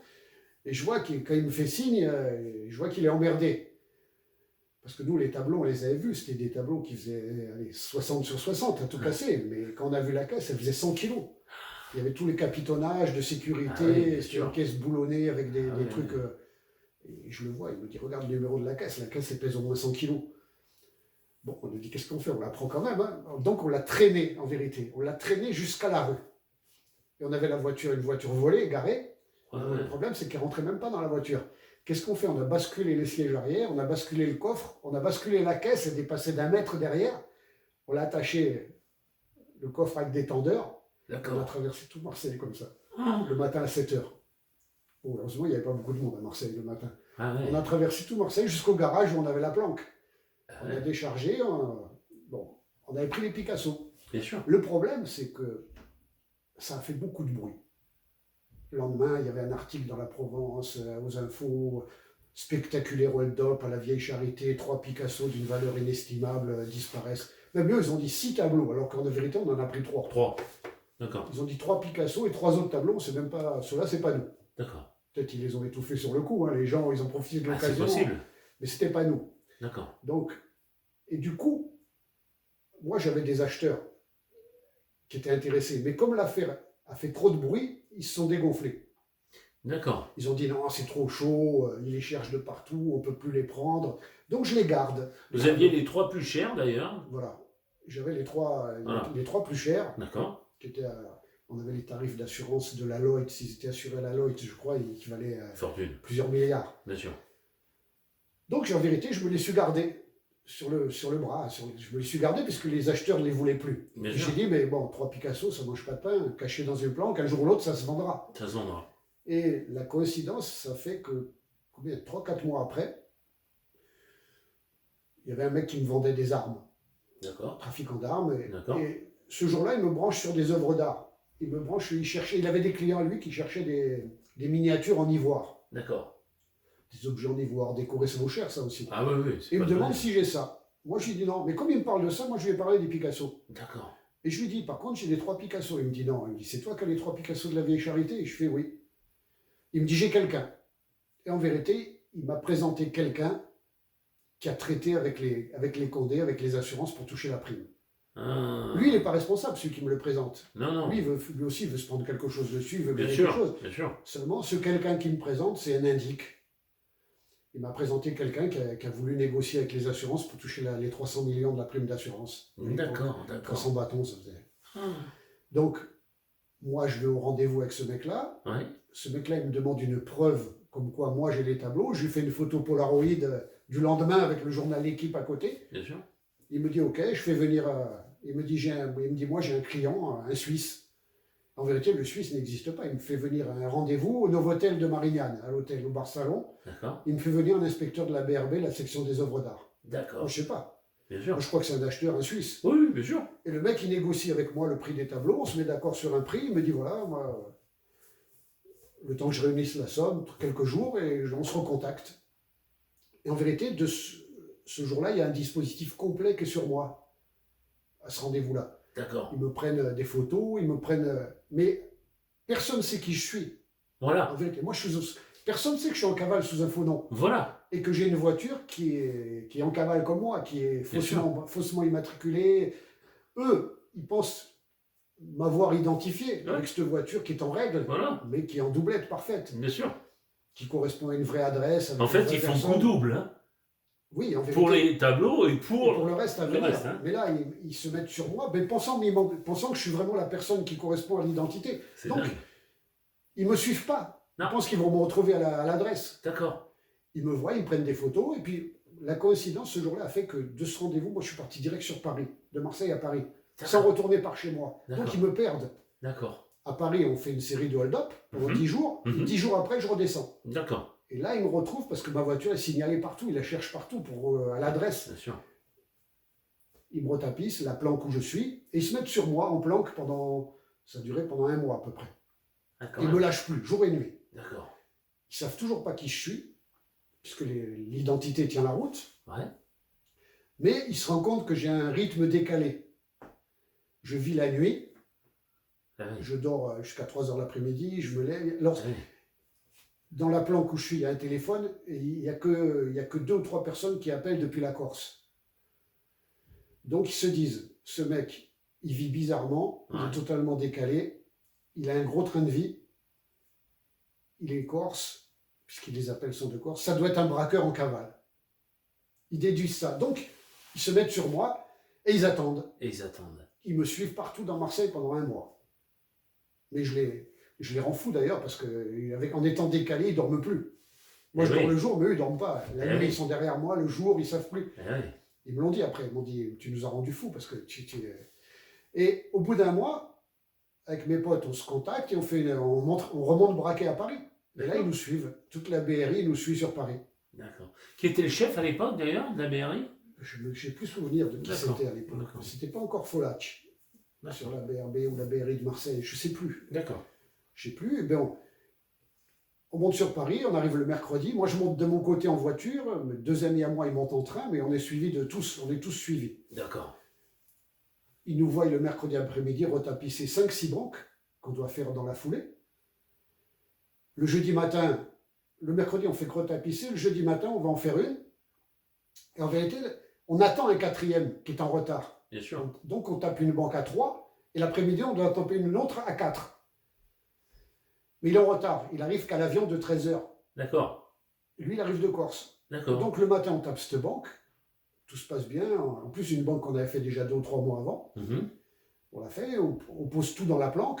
Et on va manger. Il est midi dans une brasserie à la Porte d'Italie. Et là, les flics savent qu'il y a un quatrième qui arrive, ils essayent de l'arrêter à l'aéroport, et nous, ils nous lèvent en flag dans la brasserie. D'accord. Ça part en couille parce qu'ils ne se présentent pas, bien sûr, ils interviennent sans brassard. Ils s'installent dans toute la brasserie comme s'ils sont des clients normaux. Ouais. Par groupe, ils sont une vingtaine. D'accord. 2 hommes, une femme, 3 Etc. hommes. Ils se mettent, et puis on a juste eu le temps de passer la commande du repas aux garçons. Mais ils n'ont prévenu personne, ni le patron, ni les serveurs, ni rien. Et à un moment, je vois, on est assis à table, on attend ce qu'on a commandé. Je vois 2 mecs qui se lèvent d'une table et qui vont dans l'allée, mais comme c'est l'allée centrale du resto qui va vers les toilettes, C'est normal. arrive un autre hauteur, ils ont attrapé la table et ils l'ont jetée en l'air. Parce que, au début, je ne sais pas pourquoi ils font ça. Ils prennent notre table et ils la jettent par-dessus les autres. En vérité, c'est pour nous dégager les jambes. C'est pour voir, parce que le directeur de la banque le matin, il a dit, en parlant de moi, le grand, il dit il a une grenade accrochée à la ceinture. Et voilà, ils veulent voir. Donc ils veulent voir si j'ai la grenade. Mais en vérité, on n'a rien. On Rien a du tout tout. posé à la planque. Nous, Voilà. on est venu pour manger. Voilà. Donc ils nous sautent tous dessus en même temps, ils nous maîtrisent. Et c'est là que je m'aperçois, quand je les entends, une fois qu'on est menotté, qu'on est maîtrisé, entre eux, ils disent lequel c'est Paul. Et moi, Paul, c'est moi, c'est mon faux nom, mon D'accord. faux prénom. Et là, je comprends qu'il y a une couille quelque part, qu'il y a, Ah oui. qu'il y a un os, parce que personne ne m'a jamais appelé Paul. Et les flics me montrent du doigt, ils disent c'est lui. Il dit bon, emmenez les autres, lui on le garde. Hum. Et ils me disent bon, Paul, tu sais où on va? Je dis non. Il me dit à la planque. Je dis quelle planque? Chez moi, j'arrive direct d'Ajaccio. Il me dit là, il me dit en ce moment on est en train de perquisitionner à Marseille et là on va à la planque à côté, là à Paris. Je dis bon, je suis mort. Je me suis dit parce que dans la planque il y a tout. Et à Marseille, si je sais, ça veut dire on les a déjà dessus depuis longtemps. Parce qu'au départ, quand il m'appelle Paul, moi je pense qu'on a fait une erreur à la banque ce matin. Le matin, en disant, il y a peut-être quelqu'un, un de mes amis qui m'a appelé Paul par erreur. Mais non. ça m'aurait étonné. Ah. Donc on va, bon, il perquisitionne, il trouve l'argent de la banque, les cassettes vidéo, la totale, l'argent, tout, Ouais. les armes, tout. Tout. On repart à la Berbée, au quai des Orfèvres. Et dans le bureau, je me vois arriver. Alors il y a 6 condés avec moi. Et d'un coup, il y en a 2 inconnus qui rentrent dans le bureau. Il fait, messieurs, vous pouvez nous laisser seuls avec lui. Sur le coup, j'ai cru qu'ils voulaient me dérouiller sans témoin, en vérité. Ouais. J'ai cru ça, moi. Ouais. Et il me dit, il s'assoit, il me dit, bon, Paul. Il me dit, nous, tu vois, il me dit, pas de déposition, pas de machine à écrire, nous, on veut négocier avec toi. Je veux négocier? Je suis pris en flag de braquage, tu veux négocier quoi? Il me dit, on va t'expliquer. Il me dit, Picasso, ça te dit quelque chose? Je fais oui, c'est un peintre, moi je lui dis. Oui, bien sûr. Il me dit bon, il me dit attends, je reviens. Il ressort du bureau, il revient avec un dossier et ils me disent voilà, tu es venu tel jour, telle heure au Novotel, voilà voilà les photos, tu étais rendez-vous, c'est toi qui as les Picasso du musée. Nous, ce qu'on veut, il me dit, tu seras jamais inculpé, tu payeras jamais le coup. Nous, ce qu'on veut, c'est les Picasso. Tu nous les fais mettre où tu veux, dans le coffre d'une voiture volée. Moi, j'ai dit écoute, j'ai refusé. Moi, j'ai dit vous vous trompez de personne. Je dis moi, j'ai rien à voir avec les Picasso. Il me dit, on a perquisitionné à Marseille, on ne les a pas trouvés. Et je dis, mais vous vous trompez, moi, il n'y a rien. Je n'ai jamais volé de Picasso, je suis innocent totalement. Bien sûr. Il me dit, on sait que c'est toi.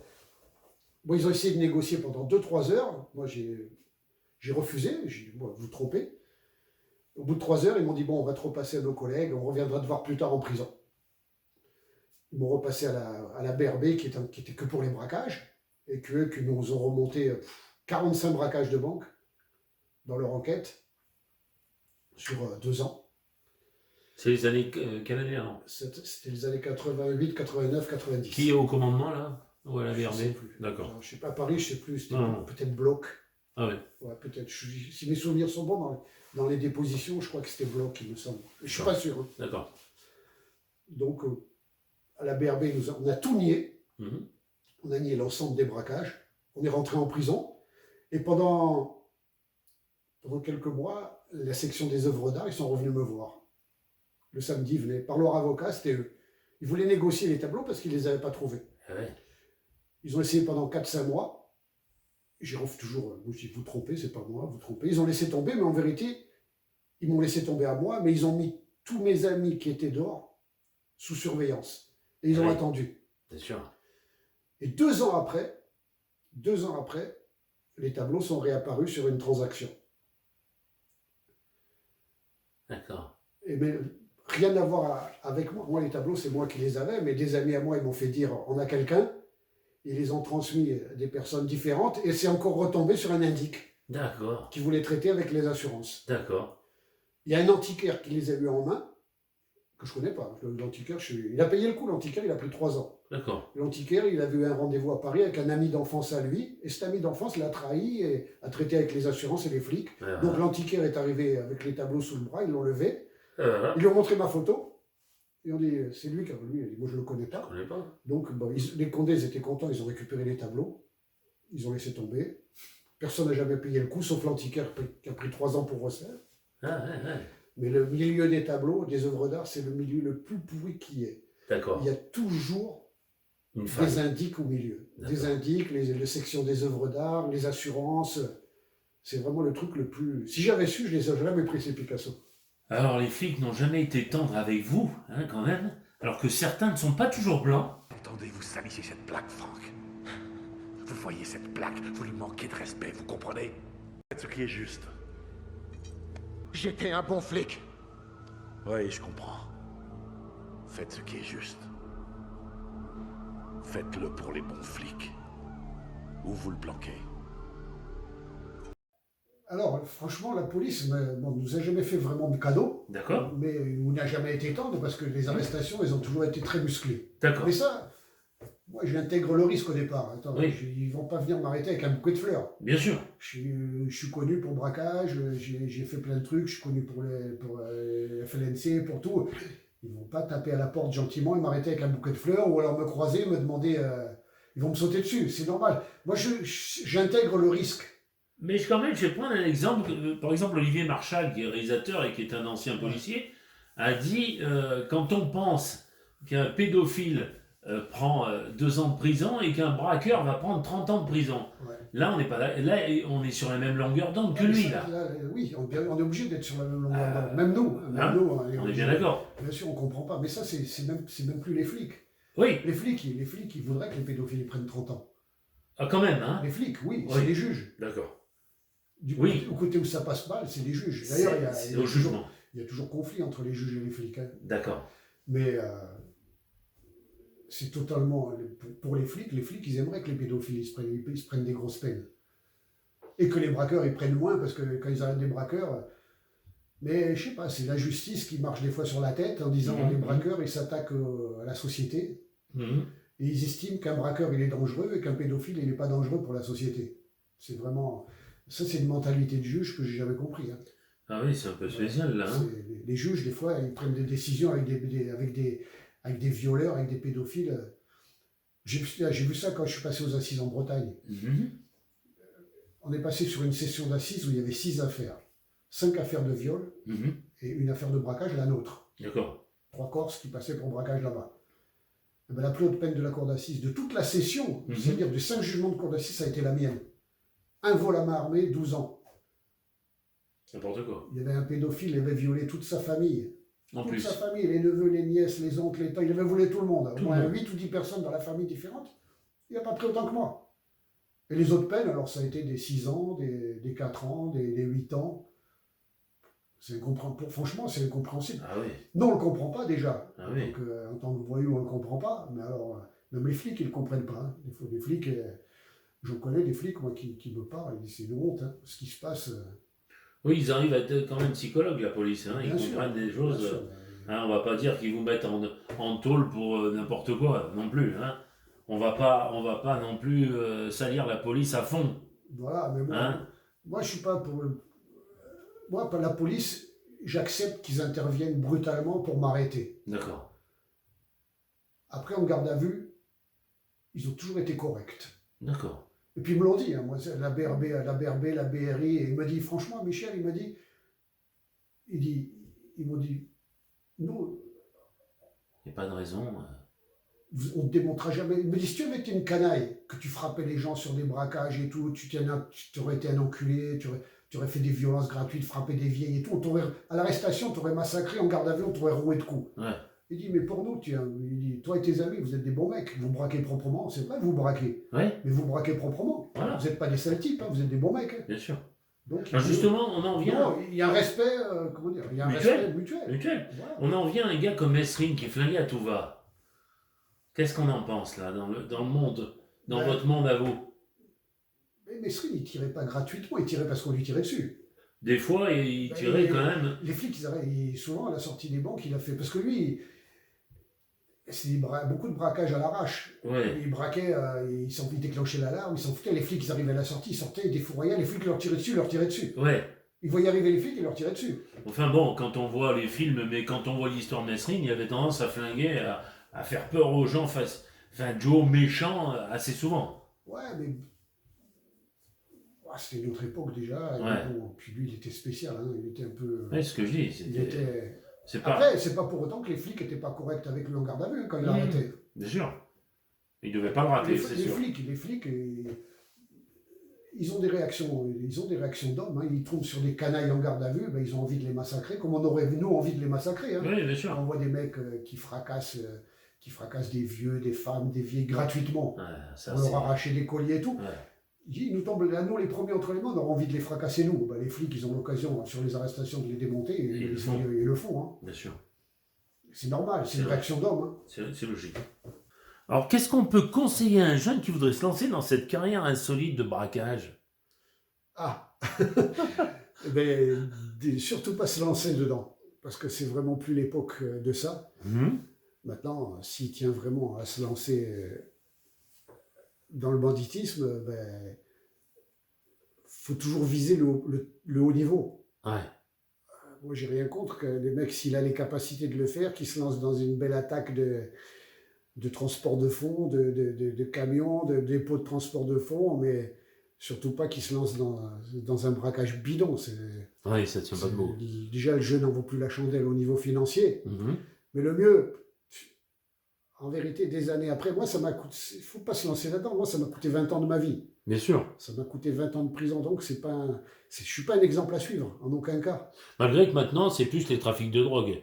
Maintenant, C'est une dominance. Voilà, mais le trafic de drogue, c'est plus un métier de voyou, c'est un métier de commerçant. Eh oui, C'est plus un métier. Maintenant, les trafiquants de drogue, c'est des commerciaux. Hein. c'est ça. Voilà, ils ont des produits, ils placent des bons produits, les moins bons, voilà, ils démarchent, c'est du commerce. Quand on pense qu'au Japon, les Yakuza, par exemple, ils ont tendance à miser en bourse maintenant. Voilà. Alors, c'est encore autre Et chose. puis ça. maintenant, il y a tellement d'autres manières avec les moyens modernes de faire de l'argent plutôt que d'aller braquer. Il y a des gens, ils prennent des millions d'euros avec des détournements, avec Internet, Oui, avec bien sûr. des faux virements, avec des trucs comme ça. C'est encore une autre façon de voir les choses. Hein. C'est sûr Voilà. que vous, à l'époque, c'était plus facile parce que les banques étaient... Voilà, c'était des libres services. Voilà, c'était plus facile. Voilà, mais sinon, maintenant, il faut plus se lancer dans le braco. Ça Non, ne c'est résout fini, plus hein. rien. Maintenant, on ne peut jamais empêcher quelqu'un, si c'est sa volonté absolue de faire le gangster, qui garde toujours une certaine éthique et un certain honneur. C'est ça. Voilà, c'est ça l'important. Alors, De ne pas faire de crapulerie. vous allez nous montrer votre livre quand même, hein, parce que il faut que les gens levez le même un peu plus, Voilà, un peu plus haut, voilà. voilà, je l'ai Donc- écrit pendant ma dernière détention. D'accord. Voilà, comme on a beaucoup de temps à perdre, Ah oui, non, mais... beaucoup de temps à passer surtout. Alors, vous avez fait qu'écrire, vous n'avez pas appris des langues, on peut apprendre des langues Ouais, étrangères. donc, moi, la dernière détention, je me suis dit, comme toute ma vie, j'ai lu des livres du même style. Vous pouvez le poser d'ailleurs. Hein. J'ai lu des livres du même style. Je me Mhm. suis dit, ben, pourquoi j'essayerais pas d'en écrire un pour voir si j'étais capable en vérité. Bien sûr. J'en ai lu tellement. Ah oui. Et puis, bon, ben, j'ai essayé, et puis j'ai accroché, ça m'a occupé pendant 2 ans et demi. Ah oui. Voilà, et après, je l'ai montré à des gens dont c'était plutôt le métier. Mhm. Et puis ils ont accroché, ils étaient. Ah oui. Voilà, ils ont Oui. aimé. Ils ont aimé, ils m'ont conseillé, ils m'ont dit d'approfondir plus ou moins tel sujet, d'étoffer, de C'est un- voir. Mais bon, que c'était. que ça se lisait bien, qu'il était... Non, mais ça se lit très bien, c'est une belle histoire. En tout cas, c'est surtout, comment dire, un livre qui se lit facilement, avec une bonne écriture littéraire quand même. Hein. Mais en même temps, c'est surtout, qu'est-ce qu'il faut retirer de votre histoire? C'est que vous avez été un braqueur gentleman. Ouais, par certains, oui, par certains, pas, ouais, gentleman, fair play. Hein, un sort entre Non. Arsène Lupin et Spadjari. Non, justement. Non, justement. Non, justement, Spadjari, déjà, c'est pas ma tasse de thé. D'accord. C'est pas parce qu'en vérité, il lui a attribué un rôle qu'il n'a jamais tenu. Enfin, Voilà. il n'a pas fait grand-chose à part mettre son nom en avant dans le braquage. Puis D'accord.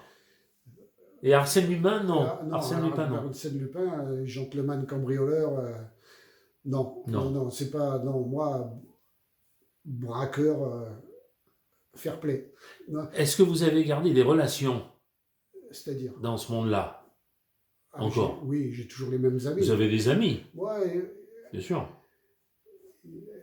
On est il y a- amis jusqu'au bout, là. Il y a un jour, il y a 25 ans de ça, un mec, un gros braqueur de la Brise. D'accord. On parlait ensemble dans la promenade. Mhm. On parlait ensemble, il m'a dit, nous, on s'est jamais mélangés. D'accord. Voilà. D'accord. Nous, on reste entre nous, on s'est jamais mélangés, et puis c'est un bon conseil. Est-ce que vous pensez aussi que... Chaque fois qu'on s'est mélangés, nous, qu'on a invité comment dire, Une tierce personne, une tierce personne, il y a toujours eu une couille. il y a toujours un problème. Tandis que nous, on a fait on a fait entre amis. Voilà, Ça a s'est toujours bien passé, marché. voilà.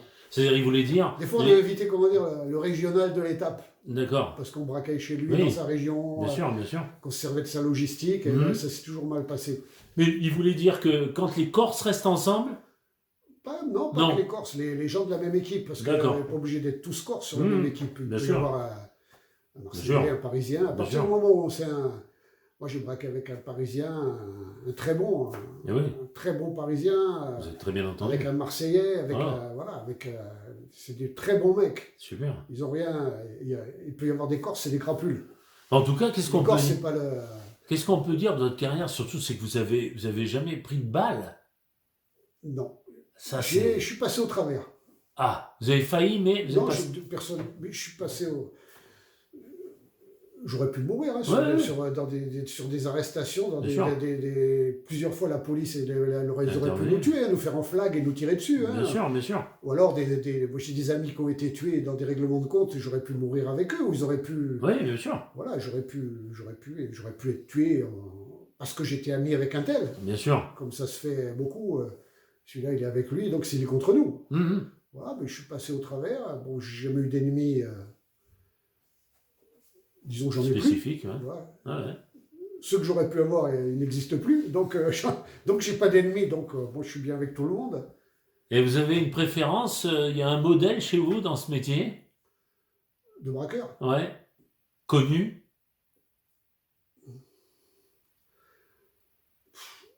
Un braqueur connu, non, que je veux. Très connu, hein, Non, disons qui. qui a inspiré Nous, les... disons, nous, tous les gens avec qui je braquais, ce qu'on cherchait avant tout, c'est des gens calmes. Voilà, Calmes, sans froid. voilà, Sans froid et cool. Voilà. Pas des excités. voilà.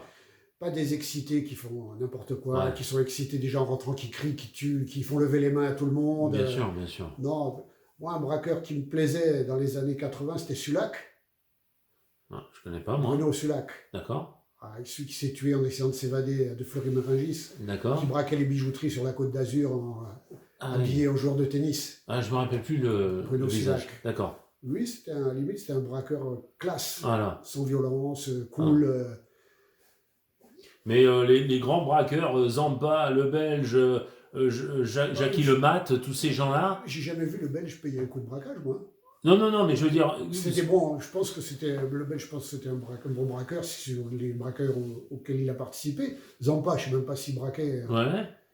Non, mais je veux dire, commandité peut-être des affaires, certaines fois, Zampa, mais bon. Après, des braqueurs de. Vous n'avez pas de modèle dans ces grands connus-là? Non, Non, pas du tout. Non, pas du D'accord. tout. Non. Non, ce qui prouve bien que... Je connais des très très gros braqueurs, des bons braqueurs, mais bon, c'est pas des modèles, ils braquent D'accord. comme moi, Oui, bien sûr. propre. Oui. propres, ils ont des bonnes affaires, des bons renseignements. D'accord. Après, c'est l'action. Hein. Monsieur Ucciani, merci de nous avoir reçus. C'est magnifique. En tout moi cas, qui vous remercie. votre livre est à lire sans, comment dire, à lire d'un seul coup, parce qu'en plus, il se lit très vite. Mais c'est vrai que c'est passionnant, une histoire vraiment à part. Par rapport à d'autres braqueurs, c'est vraiment une belle histoire.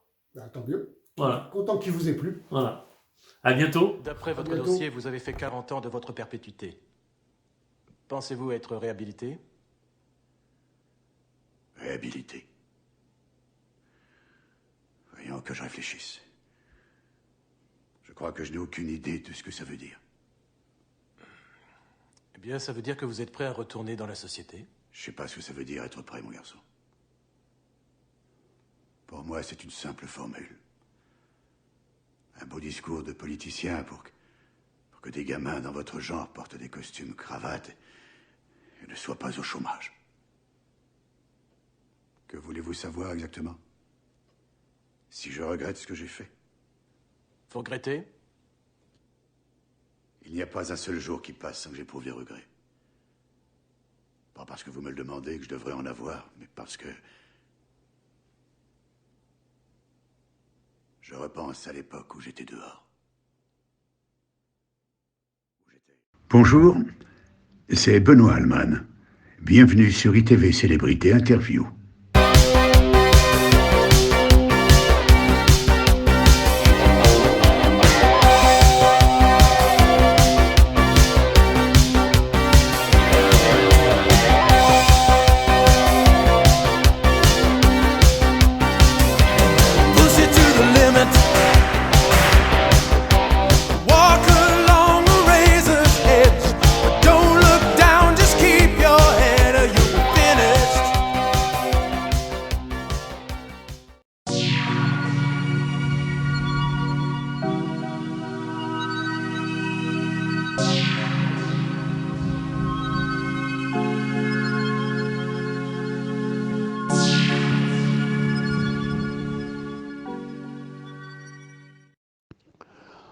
Bonjour, c'est Jacques Frantz. Je suis le parrain de ITV Célébrité Interviews.